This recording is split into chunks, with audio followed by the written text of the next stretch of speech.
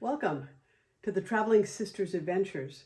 Many of you may know us from our artisan shows that we do from March until December, or from our speaking engagements. And many of you have also responded that you love our 5 books about our adventures as you travel the world. So we welcome you to join our new YouTube channel. This is a first for us, so we're hoping that it works out pretty well. But we are the Traveling Sisters. My name is Jacqueline. And I'm Shelley. I'm 75. I'm 71. And we thought of calling this program Old, Fat, and Unfit, but we deferred to a more appropriate title. We've been traveling since our teens. I was 17 and Shelley was 13. We've been to 138 countries. We have stamps on our passport to prove that. And we've been to all 7 continents on multiple occasions. As I said, we've written 5 books. We give talks. We have all of our images on our website, which is compassroseimages.com. So we're inviting you this year to travel with us as we head to Madagascar, Zambia, Botswana, the Kalahari, and then South Africa. You can ride in the vehicle, bump around as we do, and see the sights and the animals and the people that we see. We thought it'd be interesting to have you come along. A lot of folks say, we'd love to go with you. Can I carry your luggage? Of course, if you read our first book, you know that is the title of our book, Can I Carry Your Luggage?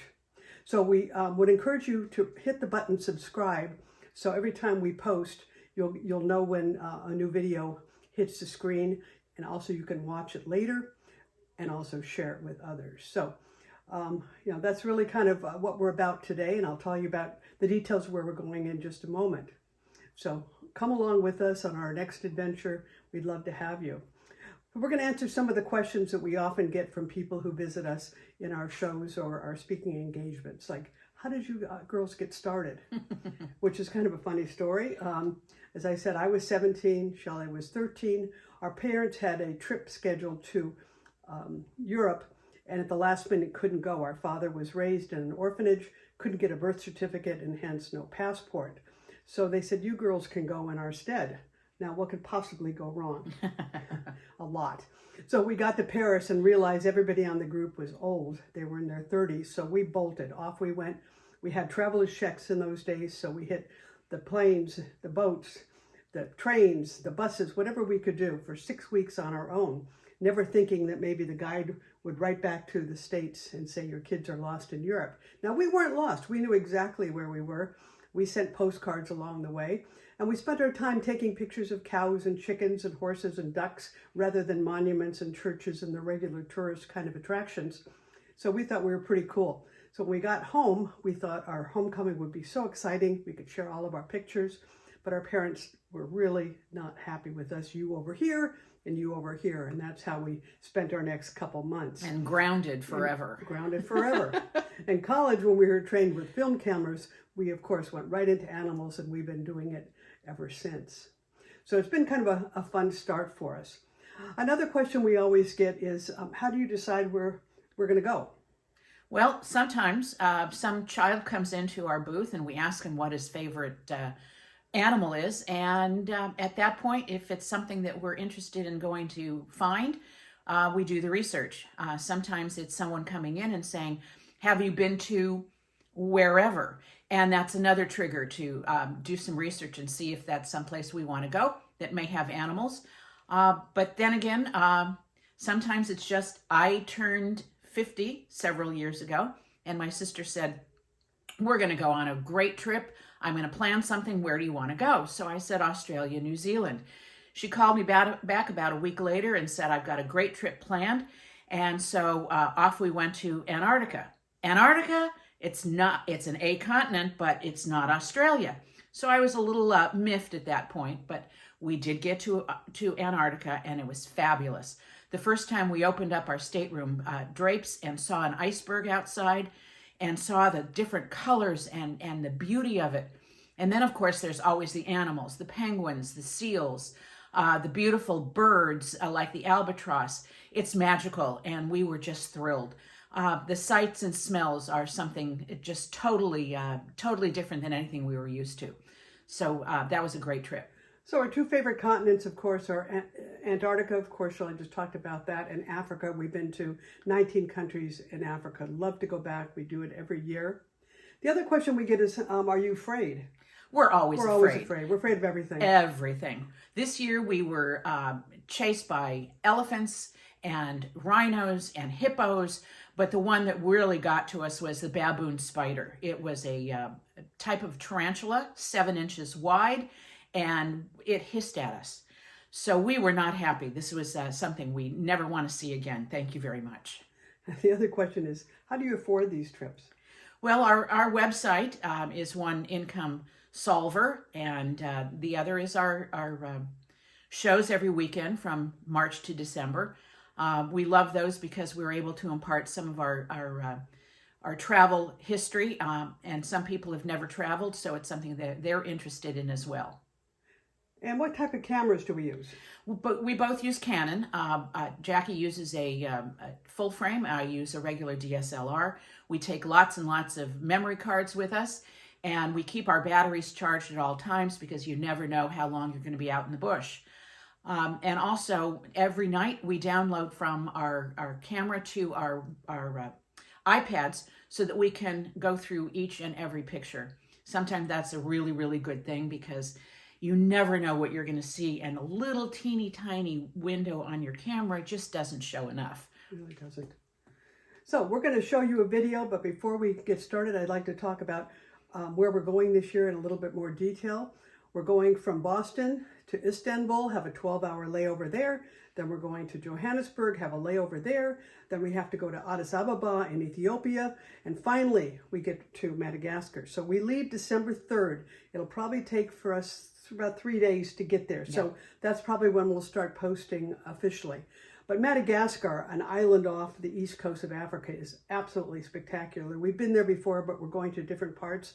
We hope to see the Avenue of the Baobabs, a very different baobab tree than you see elsewhere. There are over 100 species of lemurs, 300 species of birds, 260 plus species of reptiles and amphibians. There's a beautiful chameleon. That we want to see. And then a couple other critters that we just as soon avoid. They usually crawl, slither, slime, that kind of thing. So being afraid of all those, we'll try to avoid those as much as possible. Then we fly over to Zambia. We were there earlier this year, January through March. They have great numbers of leopards and lions and elephants and all kinds of... Don't forget the wild dogs. And of course the wild dogs. We met a 7-month-old baby leopard the last time we were there. She's probably all grown up, but it'd be fun to see her now 6 months later. Then we go back to Botswana and the Chobe River, where we'll see all kinds of beautiful elephants. It's the largest concentration of elephants in the world. But again, wild dogs, really beautiful birds, hippos, elephants, that kind of thing. So we hope to see the Malachite kingfisher, one of our beautiful favorite birds in the world. Then we go to the Kalahari, where we're going to have a guide that's actually a bushman. There are not too many of them left around. So we hope to be able to interview him and talk about his struggles living in the desert. And finally, we go to South Africa, where we'll put all of our pictures together and our stories, and hopefully there's a new book in that. Our experiences, never know what we experience this year. So next week, tune in again, Wednesday night, 8 o'clock. If you miss it, if you subscribe, you can check it out later. But we're going to talk about what to plan for, what to pack, some of the helpful hints when you travel internationally, about registering with the State Department, those types of things. So we're going to show a video now, and we'll see you next week. Please enjoy. Thank you.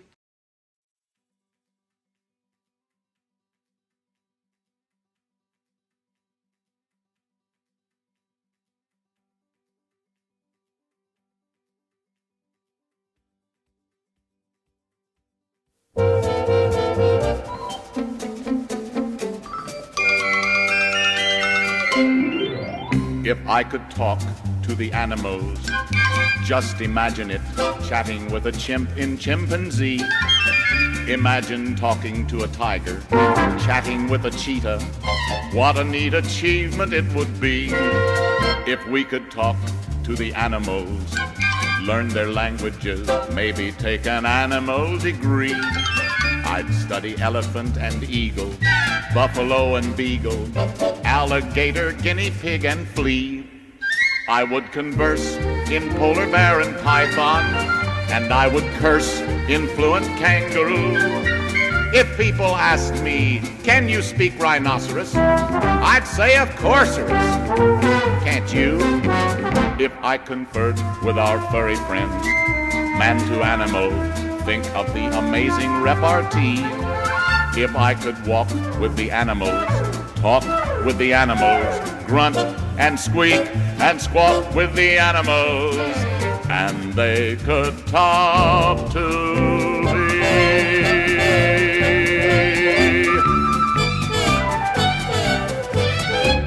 If I consulted with quadrupeds, think what fun we'd have, asking over crocodiles for tea. Or maybe lunch with 2 or 3 lions, walruses, and sea lions. What a lovely place the world would be. If I spoke slang to orangutans, the advantages any fool on earth can plainly see. Discussing Eastern art and dramas with intellectual llamas, that's a big step forward, you'll agree. I'd learn to speak in antelope and turtle. My Pekingese would be extremely good. If I were asked to sing in hippopotamus, I'd say why notamus, and would. If I could parley with pachyderms, it's a fairy tale worthy of Hans Andersen or Grimm. A man who walks with the animals, talks with the animals, grunts and squeaks and squawks with the animals, and they could talk to him. I'd study every living creature's language so I could speak to all of them on sight. If friends said, can he talk in crab or pelican? You'd say like Helligan, and you'd be right. And if you just stop and think a bit, there's no doubt of it, I would win a place in history. If I could walk with the animals, talk with the animals, grunt, squeak, squawk with the animals, and they could squeak and squawk and talk